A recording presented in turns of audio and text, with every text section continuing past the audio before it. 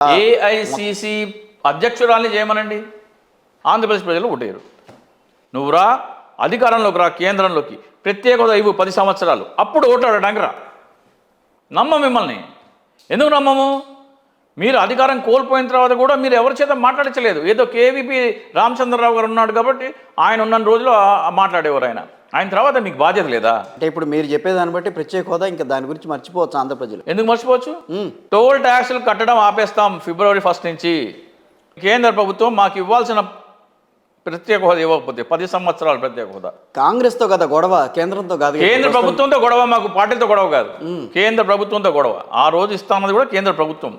Congress party నిర్వహిస్తున్న కేంద్ర ప్రభుత్వం మాకు ఇస్తానన్నది. కరెక్ట్గా కాంగ్రెస్ పార్టీ గెజిట్ చేస్తుంటే కనుక ఇచ్చే ఉండేవారేమో. కానీ లోక్సభలో బిల్ పాస్ అయిన తర్వాత కదా వాళ్ళకి ఆలోచన వచ్చింది. అదే రోజున వాళ్ళు మళ్ళీ వెనక్కి లోక్సభ తిప్పి పంపినా, లేకపోతే రాజ్యసభలో ఆమోదించి మళ్ళీ లోక్సభకు పంపించి అక్కడ ఆమోదం పొందించినా కానీ ఈ తిప్పులంతా ఉండేది కాదు. 2 రోజులు చిత్తశుద్ధి ఉంటే సేమ్ డే మార్నింగ్. స్ట్రైట్గా చెప్పండి, షర్మిల కాంగ్రెస్ పార్టీలోకి వస్తే ఏపీలో రాజకీయాల్లో మార్పులు వస్తాయా? గడ్డి పోసంతా కూడా విలువ పెరగదు కాంగ్రెస్ పార్టీకి. గడ్డి పోసంతా కూడా పెరగదు. అదేంటి చెప్తున్నా కదా, ఏం చేశారు మీరు? తక్కువ చేస్తున్నారు. షర్మిల కాదు, కాంగ్రెస్ పార్టీలో చేరుతున్నందుకు తక్కువ చేస్తున్నారు. ఆమె స్వతంత్రంగా వస్తే ఆమె ఓకే అంటారా? బీజేపీ అసలు ఇంకా కాంగ్రెస్ పార్టీ వస్తే ఇస్తామంటుంది. వాళ్ళు ఇంకా ద్రోహులు వాళ్ళు. కాంగ్రెస్ ఇప్పుడు మహాభారతం గురించి మాట్లాడతారు కదా, వీళ్ళది ఎంత దొంగ నాటకాలు, ఎంత బూటకమో చెప్తా నేను. కృష్ణుడు రాయబారం వెళ్ళాడు, పాండవులకి 5 గ్రామాలు ఇవ్వమని కౌరవుల దగ్గరికి. ఇవ్వని పోమన్నారు. ఆంధ్రప్రదేశ్ పరిస్థితి కూడా అదే. మీరు బయటికి వెళ్ళిపోండి. ఇప్పుడు ఆ రోజున మహాభారతంలో జరిగింది, ఇప్పుడు ఆంధ్రప్రదేశ్ పరిస్థితి ఒకటే. ఆంధ్రప్రదేశ్కి ఏమి ఇచ్చారు? మీరు బయటికి వెళ్ళిపోండి, మీకు రాజధాని లేకపోతే ఏముంది, మీకు ప్రత్యేక హోదా ఇస్తాము, తెలంగాణతో సమానంగా మీరు డెవలప్ అవచ్చు అన్నారు. బయటికి వెళ్ళిపోయిన తర్వాత కుదరదు అంటున్నారు. వీళ్ళు ధర్మం గురించి మాట్లాడతారు. మరి ఇంత భయం లేనప్పుడు ఆంధ్రప్రదేశ్ రాజకీయాల్లోకి వస్తే పెద్ద మార్పు ఏమీ ఉండదు అని అనుకున్నప్పుడు వైఎస్ఆర్ కాంగ్రెస్ పార్టీకి సంబంధించిన కీలక నేతలు వద్దు రావద్దని చెప్పి డైరెక్ట్గా మాట్లాడినట్టుగా చెప్తున్నారు. గాలి వార్త. వార్తే డైరెక్ట్గా డైరెక్ట్ వార్త కూడా వచ్చింది. ఏమంది? ప్లీజ్ ఏపీకి రావద్దు చెల్లి, షర్మిలకు వైఎస్ జగన్ రాయబారం. వైఎస్ జగన్మోహన్ రెడ్డి ఎప్పుడూ ఆ స్టేట్మెంట్ ఇవ్వరండి. ఎందుకంటే ఆమె రావద్దు అంటారంటే ఆమెకు భయపడుతున్నట్టు ప్రజలకు సంకేతం వెళ్తుంది. ఆయన భయపడే వ్యక్తిత్వం కాదు. ఒకవేళ పోనీ చెల్లి మనకు గొడవలు ఎందుకు అని ఆయన కనికరించి ఏదైనా సరే సర్దుబాటు చేసుకుందాం అనుకున్నా కానీ ఈ ఎన్నికల లోపల మాత్రం దాన్ని అది జరగనివ్వరు. తర్వాత చూసుకుందాం. ఎన్నికల తర్వాత మనకి ఏమైనా విభేదాలు ఉంటే, పొరపచ్చలు ఉంటే ఎన్నికల తర్వాత చూసుకుందాం. కానీ రాజకీయంగా బ్లాక్మెయిల్ చేస్తా అంటే లొంగే వ్యక్తి కాదు. మరి ఎందుకని ఆ రకమైన వార్తలు బయటకు వస్తాయి? వార్తా కథలు అంటే మరి ఏ పేపర్లో వచ్చిందో ఆ పేపర్ వండి వార్చే కథనాలు ఏంటో మనకు అందరికీ తెలుసు. చంద్రబాబు నాయుడు వల్లే హైదరాబాద్ డెవలప్ అయిందని అంటారు. మరి కులికు తెలుసా? మరి స్వర్గంలోంచి సూసైడ్ చేసుకోవాలి మళ్ళీ ఇంకోసారి పైన.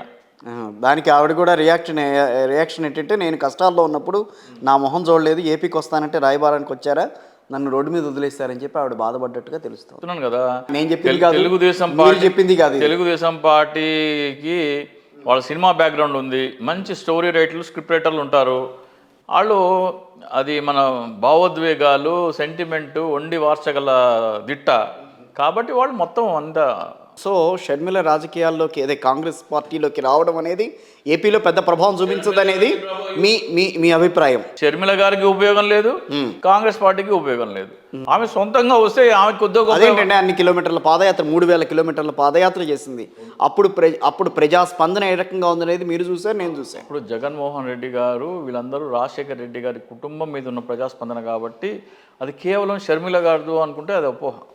ఆ కుటుంబం పట్ల ఇక్కడ తిరిగినప్పుడు వచ్చారు బాగానే, ఇక్కడ తెలంగాణలో కూడా బాగానే వచ్చారు. మరి ఎందుకు పోటీ చేయలేదు?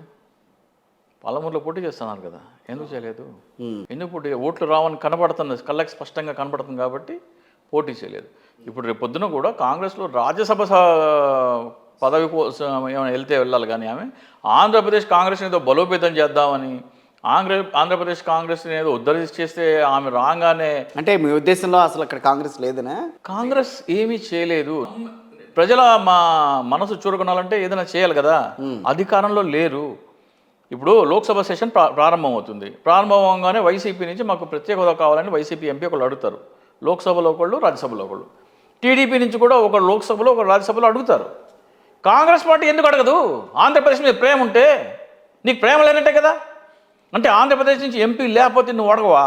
అదా నీకు ఆంధ్రప్రదేశ్ మీద ఉన్న ప్రేమ? ఎందుకు నమ్మాలి కాంగ్రెస్ని?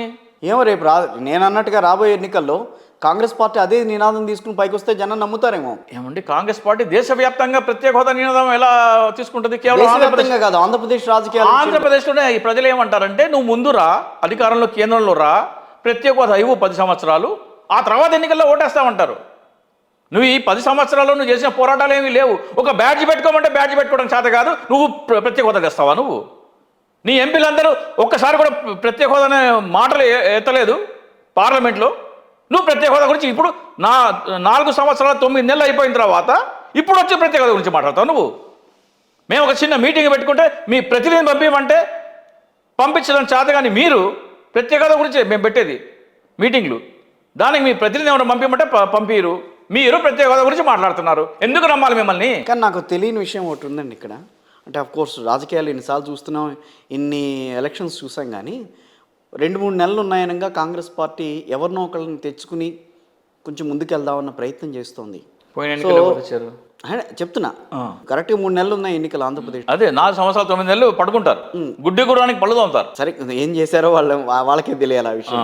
కానీ ఈ 3 నెలల్లో మార్పు వచ్చేస్తుంది, షర్మిల గారిని తీసుకొచ్చేస్తే ఇక్కడంతా మార్పు జరిగిపోతుందని చెప్పి ఇంత రాజకీయ పండితులు ఉన్న కాంగ్రెస్ పార్టీ, 135 ఏళ్ల చరిత్ర ఉన్న కాంగ్రెస్ పార్టీ ఏ రకంగా ఆలోచిస్తుంది అక్కడ? అదే మీ మాటలోనే అంత మూర్ఖంగా ఎలా ఉన్నారు అంటున్నారు. ఒకవేళ జస్ట్ ఇమాజిన్, కాంగ్రెస్ పార్టీ కనుక నేను ఇచ్చిన బ్యాడ్జీలు కార్యకర్తలందరికీ పంచి ప్రతి ఒక్క కాంగ్రెస్ కార్యకర్త బ్యాడ్జీ పెట్టుకుని తిరగాలి, ప్రజలను కూడా చైతన్యపరచాలి ప్రత్యేక హోదా మీద అని 5 సంవత్సరాల్లో చేసినట్టయితే. అంటే నేను అనేది షర్మిల గారిని ఇంట్రెస్ట్గానే వాళ్ళ పార్టీలోకి తీసుకుందామని ప్రయత్నం చేస్తున్నారా? అక్కడ ఉన్న వైఎస్ జగన్మోహన్ రెడ్డి గారిని ఏదో రకంగా ఇబ్బంది పెట్టాలన్న ఆలోచనతో తీసుకెళ్దామన్న ప్రయత్నం జరుగుతుంది. దాని వెనకాల తెలుగుదేశం ఇప్పుడు ఇందా మీటింగ్ జరిగింది, 4వ తారీఖు ఫైనలైజేషన్ అయిపోతుంది, పార్టీని విలీనం చేస్తానని చెప్పి ఆవిడ చెప్పేశారు. ఇదంతా దీని వెనకాలంతా చంద్రబాబు నాయుడు స్కెచ్. ఆమె వ్యక్తిగత విభేదాలను చంద్రబాబు నాయుడు ద్వారా ఒక విధంగా బ్లాక్మెయిల్ రాజకీయాలు చేయడానికి ఆమె పూనుకున్నారు. ఆవిడకి తెలీదా చంద్రబాబు నాయుడు గారి గురించి? ఆమెకి ఎందుకు తెలీదు? అరే, వాళ్ళేసే ఎత్తుగళ్ళ గురించి ఆవిడకి తెలియదు. ఆవిడ తెలియదు అంటే ఇప్పుడు ప్రతిసారి నన్ను అలా చేయడలే, అందరినీ మోసం చేశాడు, నన్ను చేయడలే అనుకుంటారు. ఆయన ఒక్కడే నా వెనకాల. చంద్రబాబు నాయుడు పక్కన నడుస్తుంటే ఇంకో వ్యక్తి ఎవరిదో తలకాయ రోడ్డు మీద డొల్లుతా కనపడద్ది. అరే పాపం, ఎవరిదో తలకాయ నరికేశారు, రోడ్డు మీద డొల్లుతుంది అని ఇట్లా గోక్కుందామని చూస్తే తలకాయ ఉండదు, డొల్లేది ఆడతలకాయ అంటే అది కూడా తెలియకుండా నరికేస్తాడు. అంటే ఎవడు పక్కన నడుస్తాడో వాడు తల నరికాడని కూడా వాడికి తెలియదు, తర్వాత తెలుసుకుంటాడు నరికేసిన. ఎస్, ఐ మీన్ ఏం చేశాడు? హరికృష్ణకి ఏం చేశాడు? ఎన్టీ రామారావుకి ఏం చేశాడు? దగ్గుబాటి వెంకటేశ్వరరావుకి ఏం చేశాడు? ఎవరి పేరు జూనియర్ ఎన్టీఆర్కి ఏం చేశాడు? రేపు పవన్ కళ్యాణ్కి ఏం చేయబోతున్నాడు? పవన్ కళ్యాణ్ అంటే గుర్తొచ్చింది, పవన్ కళ్యాణ్కి ఏదో రకంగా పోటీగా ముద్రగడ పద్మనాభం గారిని దించాలన్న ప్రయత్నం అయితే గట్టిగా జరుగుతుంది వైఎస్ఆర్ కాంగ్రెస్ పార్టీ నుంచి. డెఫినెట్గా కాపులను ఏకం చేయాలి, ముద్రగడ పద్మనాభం గారి ద్వారా వైఎస్ఆర్ కాంగ్రెస్ పార్టీ కాపులనంతా ఏకం చేసి ఆయన వైపు తిప్పుకునే ప్రయత్నం చేస్తున్నారని చెప్పి. పవన్ కళ్యాణ్ కాపు కాదు, గత ఇంటర్వ్యూలో చెప్పాను నేను, రెల్లి కులస్తుడు. అది తప్పే ఉంది. కొణిదెల ఫ్యామిలీ అంతా రెల్లి కులస్తునేనా? పవన్ కళ్యాణ్ నేను రెల్లి కులం స్వీకరించాను అన్నాడు, కొణిదెల ఫ్యామిలీ అనలేదు అన్నమాట. పవన్ కళ్యాణ్ ఎంత అవకాశవాది అంటే అనకూడదు, కానీ చాలామంది అంటారు జగన్మోహన్ రెడ్డి గారు ఆయన భార్యల విషయం ఎందుకు తీసుకొస్తారని. అది తీసుకురావాల్సిన అవసరం ఉంది. నీకు నచ్చకపోతే, నీకు పొసగకపోతే నువ్వు ఆఖరికి భార్య పిల్లల్ని కూడా వదిలేస్తావు అని సంకేతం ప్రజలకు వెళ్ళాలా? How opportunist your. మీరు ఎంత అవకాశవాది అంటే అవసరమైతే మీ భార్య పిల్లల్ని కూడా మీరు పక్కన పెట్టేస్తారు. ఇది ప్రజలు ఆలోచించాలి. అంటే భార్య పిల్లల్ని సైతం తనకు నచ్చకపోతే పక్కకు తోసేసే వాళ్ళు ప్రజల కోసం ఏం చేస్తారనేది ప్రజలు ఆలోచించాలి. That is the real intention of Jaganmohan Reddy గారు. మీ వ్యక్తిత్వము కుటుంబంలో ఒకలాగా, రాజకీయాల్లో ఒకలాగా ఉండదు. మీరు అవకాశవాది అయితే మీ కుటుంబంలోనే అవకాశవాది అయినప్పుడు ప్రజలకు ఖచ్చితంగా మీరు అవకాశవాది అవుతారు. ఇప్పుడు కాపుల్ని మనం వెనకేసుకురావాలని చెప్పి అనుకోవటం మీద అవకాశవాదం కాదా? ఎవరు? నేను వైఎస్ఆర్ కాంగ్రెస్ పార్టీ వెనకేసుకురావాలని ఆలోచన. వైఎస్ఆర్ కాంగ్రెస్ పార్టీ ఒక సామాజిక వర్గాన్ని కాదు, అన్ని సామాజిక వర్గాలని కలిపి చూస్తుంది. కాపులు ఒకళ్ళనే కాదు, ఎస్సీ ఎస్టీలు ఒకళ్ళనే కాదు, బీసీలు ఒకళ్ళనే కాదు. చెప్పండి వాళ్ళు విస్మరించారని. ముద్రగడ పద్మనాభంతోనూ వంగవీటి రాధాని దగ్గర తీసుకుందాం ఈ రోజున, ఇంకా రాబోయే ఎన్నికల్లో వాళ్ళ ద్వారా లబ్ధి పొందుదామన్న ప్రయత్నం ఎందుకు చేయకూడదు? ఒక రాజకీయ పార్టీ అన్న తర్వాత అన్ని వర్గాలన్నీ ఒక్కను చేర్చుకోవాలని. సరే, కాపుల్ని దగ్గర తీసుకుని బీసీలని ఎస్సీలని దూరం చేసిందా? వద్దంటున్నారా? నో ఎంట్రీ బోర్డు పెట్టారు వాళ్ళకి ఏమన్నా? అందరినీ రమ్మంటున్నారు కదా, తప్పే ఉంది. మరి గత 4 సంవత్సరాలుగా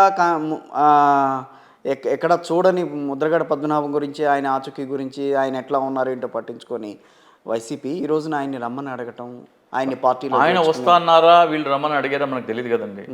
చాలా మంది ఏమంటారంటే ఒక కామెంట్, ముద్రగడ పద్మనాభం గారు తెలుగుదేశం ప్రభుత్వం ఉన్నప్పుడు కాపులకు రిజర్వేషన్ కావాలని పోరాడారు, అవును, చంద్రబాబు నాయుడు ఇబ్బంది పెట్టడానికి పోరాడారు, అవును, జగన్మోహన్ రెడ్డి గారు అధికారంలోకి రాగానే ఆ పోరాటం ఆపేశారు అంటారు.